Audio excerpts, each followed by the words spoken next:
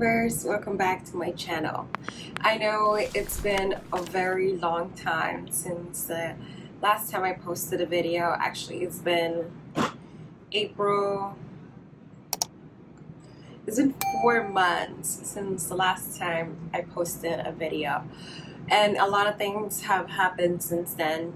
I came back to New York. As you guys know, I was staying in Palm Beach and in Miami for most of the winter, but now I'm back in my NYC apartment, and as soon as I came back I was working in person, which meant that I didn't really have a lot of time to record videos. You know, I'm only remote 2 days out of the week, and on those days I am still doing a lot of work, so I really haven't, I mean, I guess I do have the time, but among other things happening, keeping up with my apartment and, like, you know, chores and stuff, exercising, I really haven't made the time to be back on YouTube as much as I love it. I don't think I even had my hair colored the last time I did a video. So you guys know I got highlights in Miami. Yeah.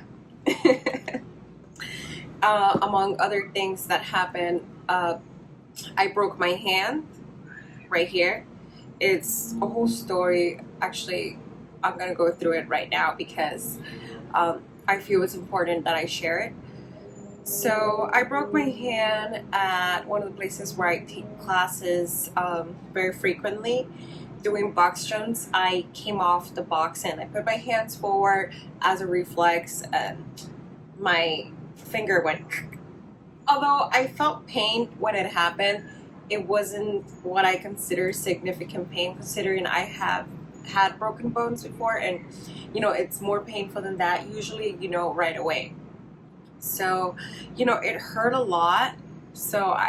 But I didn't think that it was broken, so I actually kept doing strength and, you know, weightlifting for that whole class for an hour. You know, although I was in pain, you know, like I said, I didn't think it was broken. I took maybe like a day off, and then I kept exercising, doing push-ups, burpees, everything back to normal. It hurt, it was swollen, it was like a purple line right here, but it wasn't like, I didn't think it was broken. And then maybe like a week passed, and I noticed that I didn't really have a visible knuckle. So I was like, oh, maybe it's dislocated. You know, I thought maybe my hand's dislocated. Let me just go into the emergency room, the doctor, and ask them to like pop it back in place. So I go to the doctor, and they're like, oh, well, you can move your hands and you don't show signs of pain. And I told them, yeah, it hurt, but it's not like unbearable pain. I don't think it's broken. It's like, you know, if you're a person that exercises to the level that I exercise, you're kind of always in pain. You know, I'm always sore, like there's always something hurting, right? So I didn't, you know, so they're like, okay, let's just do an x-ray just to see what happened. Probably nothing, you know, we'll see. And then, so they did an x-ray. Maybe like 30 minutes later, the doctor comes back and she's like, your hand is broken and, you know, you need surgery.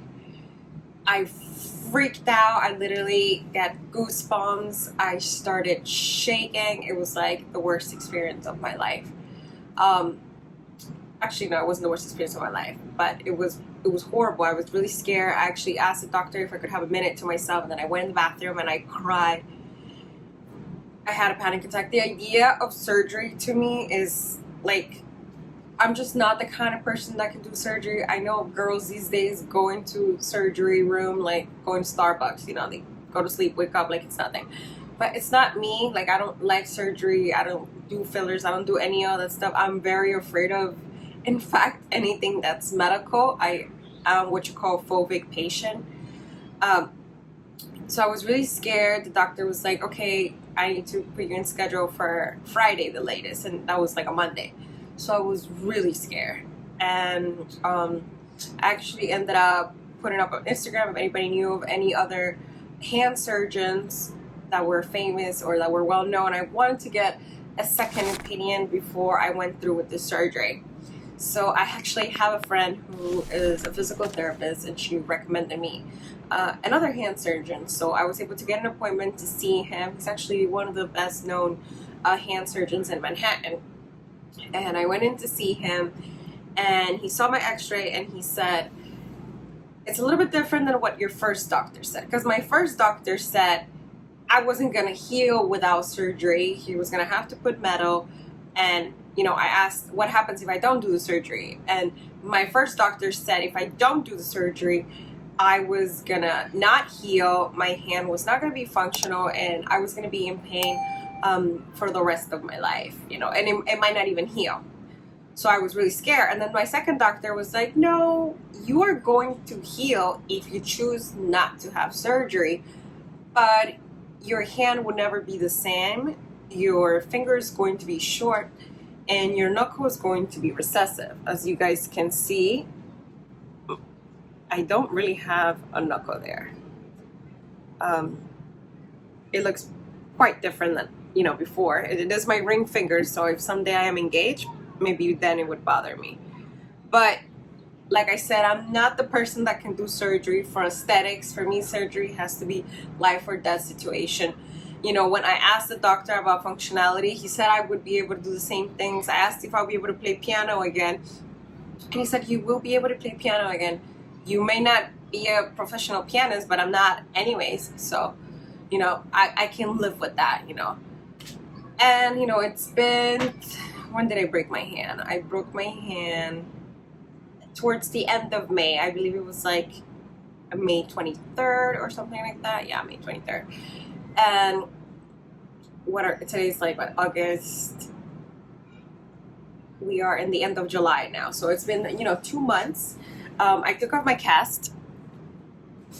So I was in this splint for a little bit over 6 weeks. Yeah. And, you know, I am having some functionality. You know, I'm not in any pain. I've been doing physical therapy, and I feel good.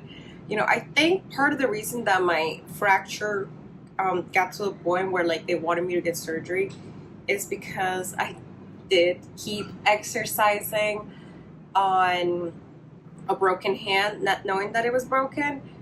And, you know, that obviously made it worse. And I almost remember in my head when it slipped out of place.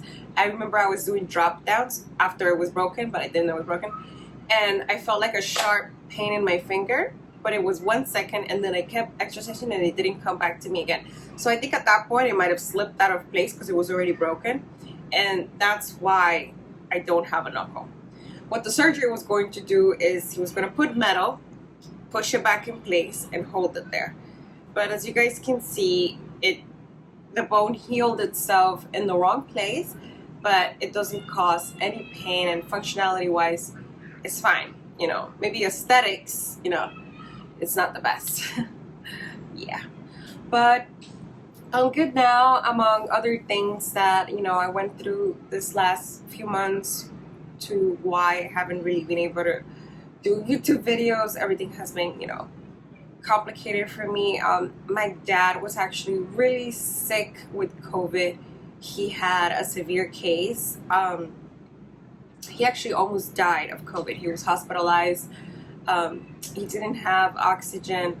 I'm gonna make a whole video about that because I feel it's important that people take this serious. You know, he was one of those people that didn't want to get vaccinated, and given the fact that I was vaccinated, I was able to fly to Florida, be with my family when my dad was at this point. So I strongly encourage people to get vaccinated.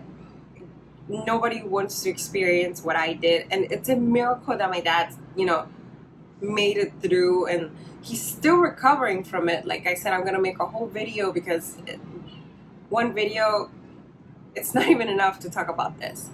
But going back, I am back, and I'm going to try to make more YouTube videos. I actually have received some messages on my Instagram about going back to my flexibility videos.